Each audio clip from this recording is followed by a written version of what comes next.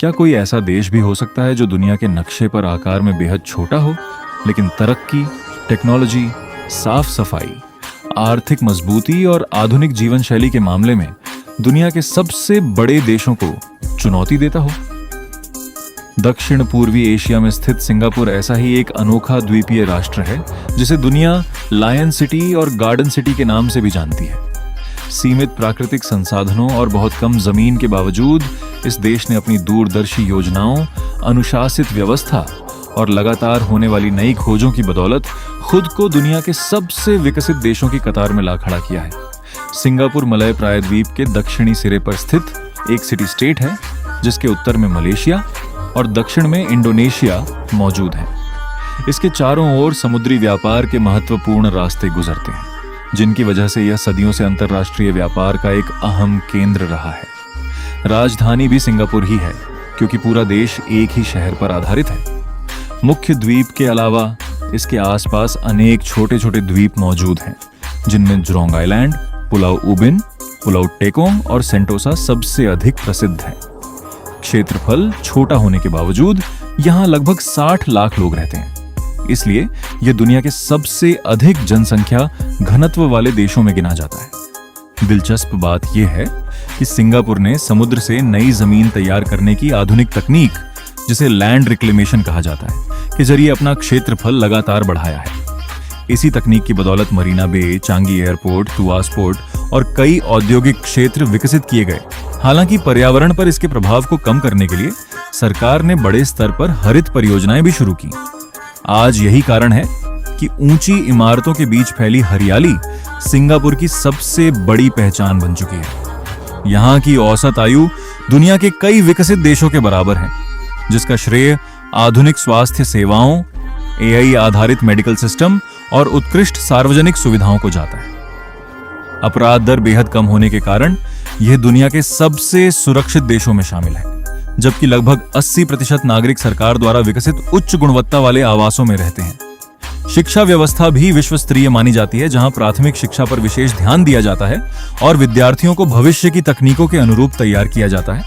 यहां साक्षरता दर लगभग पूर्ण है और शोध, नवाचार तथा कौशल विकास को राष्ट्रीय प्राथमिकता माना जाता है। सिंगापुर की आबादी में चीनी मूल के लोग सबसे अधिक हैं, जबकि मलय और भारतीय समुदाय भी देश की सांस्कृतिक पहचान का महत्वपूर्ण हिस्सा है। अंग्रेजी, मलय, मंदारिन और तमिल इसकी आधिकारिक भाषाएं हैं, इसलिए यहाँ अलग अलग संस्कृतियां एक साथ मिलकर आधुनिक समाज की खूबसूरत तस्वीर पेश करती हैं। अगर इतिहास पर नजर डालें तो सदियों पहले यह केवल एक छोटा सा मछुआरों का गांव था जिसे टेमासेक कहा जाता था। बाद में एक राजकुमार द्वारा शेर देखने की कथा के बाद इसका नाम सिंगापुरा पड़ा, जिसका अर्थ है शेरों का नगर। समय के साथ यह मलक्का और जोहोर सल्तनतों के अधीन रहा। फिर 1819 में ब्रिटिश अधिकारी स्टैमफोर्ड राइफल्स ने यहां व्यापारिक केंद्र स्थापित किया। 1826 में यह ब्रिटिश शासन का महत्वपूर्ण बंदरगाह बन गया और स्वेज नहर खुलने के बाद इसका व्यापार अभूतपूर्व गति से बढ़ा। द्वितीय विश्व युद्ध के दौरान जापानी कब्जे का कठिन दौर भी इस देश ने देखा, लेकिन युद्ध के बाद फिर ब्रिटिश प्रशासन लौटा।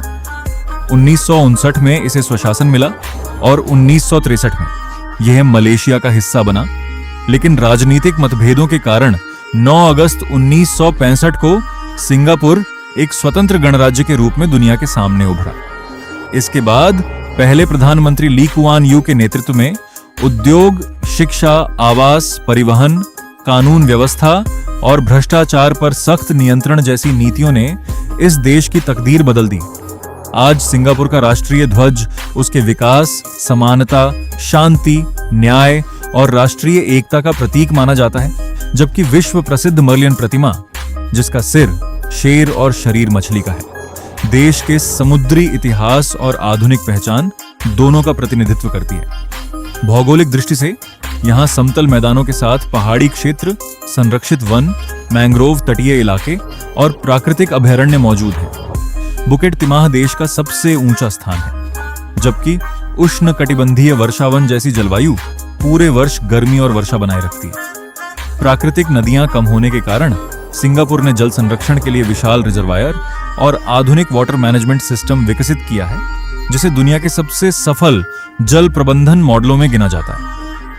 राजनीतिक व्यवस्था की बात करें तो सिंगापुर एक एकात्मक संसदीय लोकतंत्र है, जहां राष्ट्रपति राष्ट्राध्यक्ष और प्रधानमंत्री सरकार का प्रमुख होता है। पूरे देश का प्रशासन एक ही केंद्रीय सरकार के अधीन चलता है। स्थानीय प्रशासन को प्रभावी बनाने के लिए देश को कम्युनिटी डेवलपमेंट काउंसिल्स, चुनावी क्षेत्रों और नगर परिषदों में विभाजित किया गया है, जबकि शहरी विकास की बेहतर योजना के लिए core central region, rest of central region और आउटसाइड सेंट्रल रीजन जैसे विकास क्षेत्रों का भी निर्धारण किया गया है। यही सुव्यवस्थित प्रशासन, दूरदर्शी नीतियां और अनुशासित व्यवस्था सिंगापुर को आज दुनिया की सबसे सफल और आधुनिक राष्ट्रों में शामिल करती है। और आगे के भाग में हम इसकी शक्तिशाली अर्थव्यवस्था, पर्यटन, संस्कृति और अनोखी जीवन शैली को विस्तार से जानेंगे।